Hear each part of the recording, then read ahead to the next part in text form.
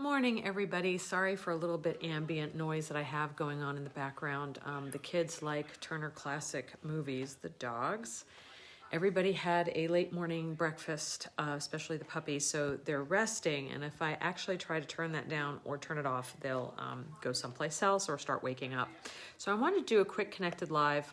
There's a lot of discussions about like things that happen in Mission Impossible. Like, are these rubberized masks that can look real, body doubles that are used for a lot of different reasons, whether it's a president or whether it's in the movies.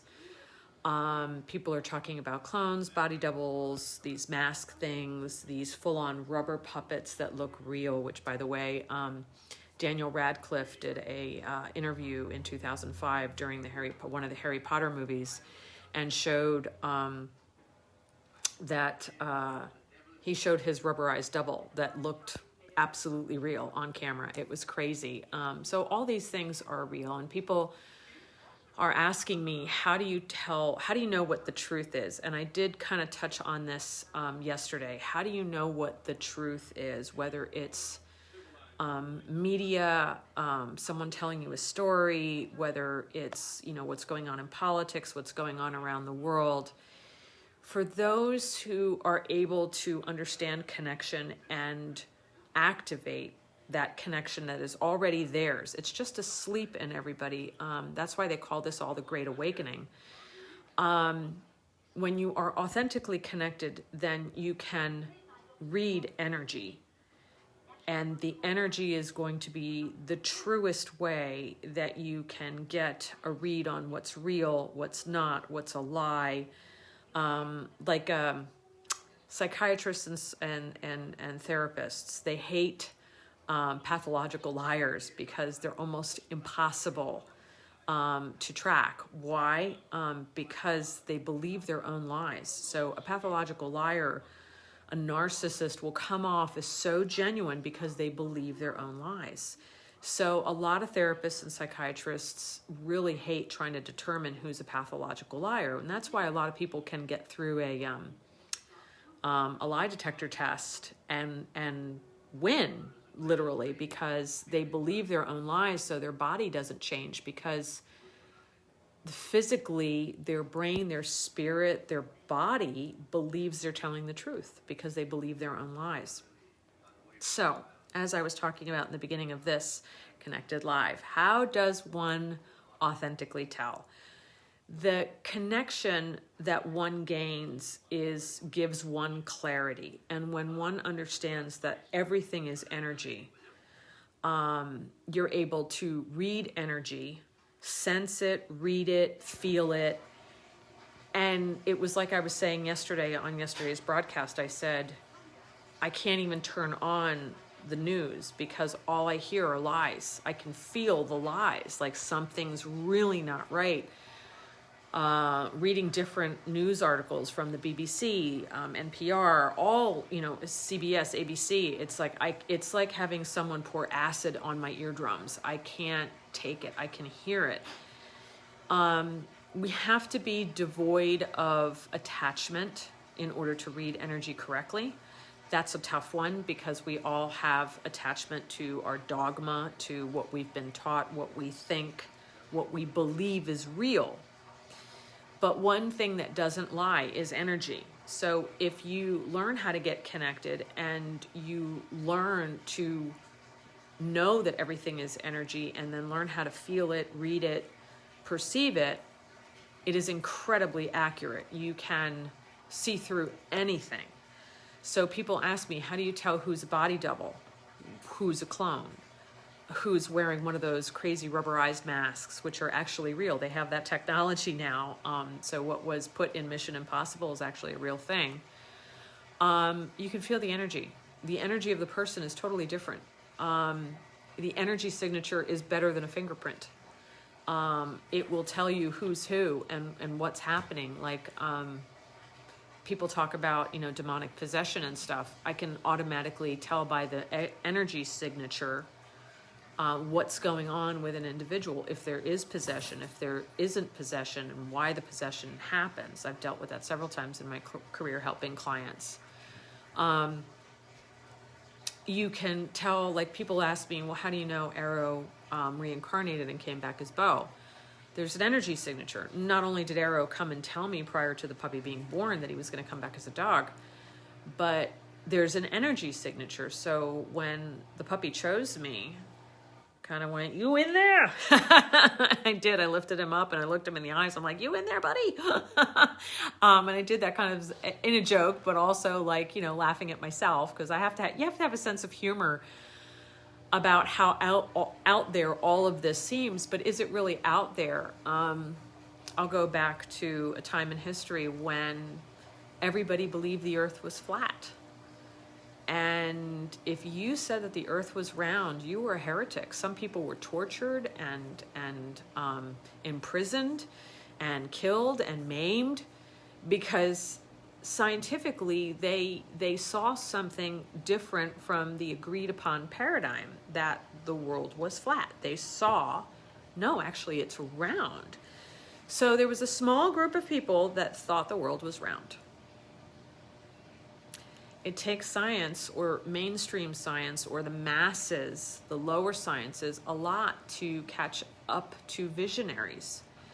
In the meantime, people saying the world was round at a time when it was agreed that the world was flat was because people were in a state of delusion and ego. They were attached to themselves being right.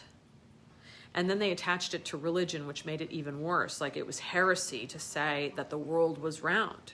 I mean, people were tortured, imprisoned, maimed. I mean, serious, over new science coming about. So when I tell you about energy, and I tell you about the technology that does exist, that's just not out there in the mainstream, and the higher sciences have it.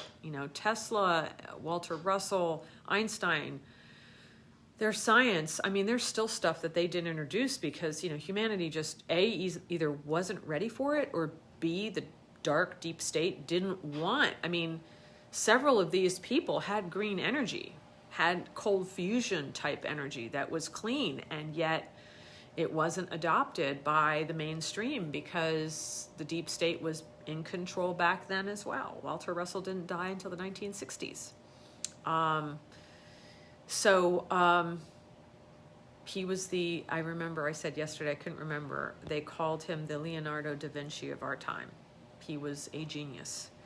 So they all had these magnificent ideas for a cleaner, healthier world, but there were powers in control even back then, like the deep state was already formulating its plan, that wasn't going to let harmony rule.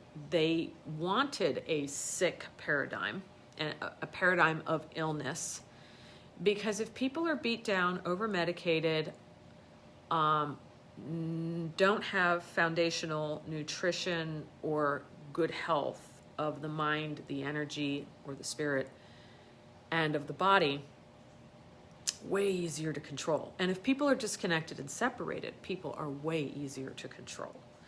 So if you kind of look at the big picture of the strategy and tactics that have been used over the decades, it all makes sense. The microorganism is nothing. The terrain is everything. Pasteur, Beauchamp's, go look it up. Go read about it. It will make sense to you. Some person, and I'll say it, nitwit, a few months back said, we've learned so much since Pasteur that, Pasteur and Beauchamp's theories differing are no longer relative. Oh, yes, it is, because it is the overall strategy of how dis-ease is handled. If you're focused on the microbe and wage war on microbes, what's going to happen? They're going to wage war on you. They're going to evolve, adapt, get more aggressive, continue to morph, if you will, or evolve. But if you focus on the terrain and you make, if we were focused, like Beauchamp said, focus on terrain. Don't focus on being at war with cancer or at war with microbes. Be the strongest, healthiest human that we can possibly figure out how to help us to be. So if that really were the case, if we had gone with Beauchamp's, which is the way of light, which is the way of truth, people would demand good food. They would only eat healthy food. They would demand it. They wouldn't buy the garbage. They just wouldn't. People will say today, oh, well, they buy the garbage because that's all they can afford. No, that's not true. The garbage is being produced and sold, but healthy stuff can be produced and sold at a good price if it was about the light, if it was about goodness. This is what people aren't connecting everything through the decades, maybe even century, at looking at how the darkness has come in, or the deep state wants to keep humanity down because we're easy to control if we're sick, disconnected, hate each other, are focused on our differences, which I addressed yesterday.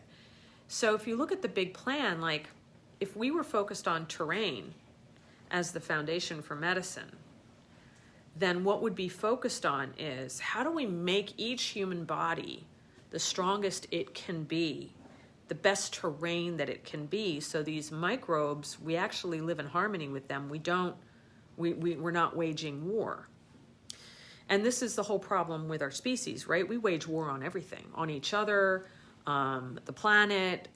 If we deem something less than us, like that ant's not important, squash. I mean, we just don't realize that thoughtless actions like that. It's so funny, even when I'm riding a horse, if I see a large anthill, I will make my horse walk around it. I don't walk on the anthill if I'm conscious of it. I try to be conscious. So if we were focused on terrain and focused on the light, people would want to eat healthy. There would be no alternative because we would be not only focusing on good food, we would be focusing on good mental health. We would be teaching children how to meditate and how to calm themselves. We wouldn't be focused on ADD, ADHD, and all the medications. By the way, I have all those things. I was one of the first cases when the classifications came out, and I was just off the charts. And yeah, they wanted to med my ass to the moon. And thankfully, my parents might have done a lot of things wrong, but they did a lot of things right. They wouldn't let me be medicated. And by the time people were evaluating me, they said, your compensation techniques for this ADD and for the ADHD and all the other stuff you've got going on is quite extraordinary. So you don't need these weird medications that aren't helpful and cause other problems. If you focus on terrain, you only want good food. You focus on mental health. You focus on what's good for you, healthy relationships. You focus on meditation. If you are in a place of self-love like that, then you're also looking for physical mobility. You're not interested in eating yourself into a place where you're so overweight that disease and your body just can't handle it. If you look at an MRI of an obese person, it's painful to look at the MRI. You see what the fat is doing, and it's actually displacing organs, and it's the amount of pressure it puts on the joints, and you can see it in the MRIs. It's really like, it's not about being against people that are overweight. It's about, if society focused on terrain, then the overall strategy for everything would shift to a paradigm of good health. But if we were all in a state of good health, of healthy emotional stance, so addictions would not run rampant, depression would not run rampant, anxiety would not run rampant, we would be meditating, eating right for the body and the mechanism and the brain, so we would be our best selves, and then we would be really focused on mobility. So like if the body is sedentary, and don't give me I'm 65 or I'm 70, because that's just BS. I mean, anybody can get mobile and anybody can regenerate to mobility within reason. I have to be very careful about it because of my broken back, but I still do yoga and I do twists and I work on elongating the spine and I work on breath so that everything is being oxygenated. And if you think about it, my body's mobility, I've always told every practitioner I've ever worked with yoga, I've said my body's really interesting. There's some ways that I am so flexible, I'm more flexible than an expert yogi. And then there are other ways that I can't even touch my toes without bending my knees to the extreme. My hamstrings are so tight, it's not funny. So that kind of shows you where my mind is at. There's some things I'm super flexible with. I'll be with you in a minute. I'm not ignoring you. Lay down for a minute. Some ways that I'm super flexible of the mind and other ways that I'm completely rigid. And I work on that every day because that's important to me. Like fluidity across the board, energetic, emotional, physical. So if we all focused on terrain, the world, our society would be a radically different place. Disease would drop tremendously. And how would companies make their billions and millions? By providing services and good food and healthy products. So rather than focused on vaccines and pills and statins and all these drugs that cause harm, they would be making their money on building the terrain so that we wouldn't have problems with disease. He's very impatient. He woke up. Why? Because my TV turned off. See, I told you, I warned you all. Then the monster has woken. So I'll start to wrap this up. So everything is connected. There's an energetic signature to everything. So you can really tell who's who by energetic signature. I can tell when people are using a body double. Sometimes, I know like actors will have doubles at certain events. Politicians will have doubles. I can tell who the doubles are like that because the energetic signature, their frequency is not the frequency of the original individual. So I can tell who's fake and who's real. And I've seen some things lately that have blown my mind, that I actually have to expand my view and go, wow, this is really possible that they're doing this type of stuff. So that's why like people, when they start to work with me, they start hearing their animals better. They start perceiving things. They start seeing things more. They start seeing truth more. They start seeing through bullshit and lies more. They start having confrontations with people and they go, I've been having fights because I realized these people were taking advantage of me and I never saw it until I started working with you. And it wasn't even that I coached them on these particular issues. It's just doing the energy work woke their own connection up and they were able to see clearly. So that is my Connected Live for today. I have got to go deal with this little man because he's literally begging me. And I will talk to you all tomorrow about another topic soon. All right, take good care, guys. Be safe. Expand your minds. Don't be afraid to kind of burst through all that dogma and burst through the attachments. It doesn't make or invalidate your whole life. We're also always supposed to be learning and elevating and evolving. So definitely do it. Do it from a place of positivity. That's how I do it. That's what makes me, me. And I will see you all tomorrow. Have a great day. Bye-bye.